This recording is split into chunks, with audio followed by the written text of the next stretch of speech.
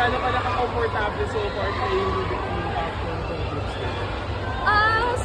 Komportable, syempre, I think, maiksi pa lang kasi yung time na nagkasama-sama kami, pero pag dumating yung time na mas mahaba na yung time na nagkaroon na kami ng bonding, ng gelling, of course, mas mabubuo yung teamwork pa namin, yung nakikita nyo ngayon, I think mas mahihigitan pa namin to.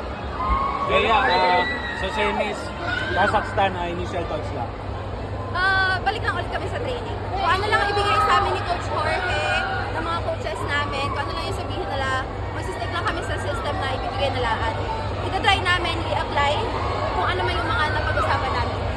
Kaya gano'n ka-importante na nakapag-rest ka ng previous game para makapag-perform ng maayos? I think lahat naman kasi nakaplano. Ngayon, like sila Ate Sixi, si Angel, si Filipina Grace, para din hindi masunog. And knowing naman yung team naman namin is kaya naman mag-contribute bawat isa. Wala naman kami sa isa't isa. Thank you po!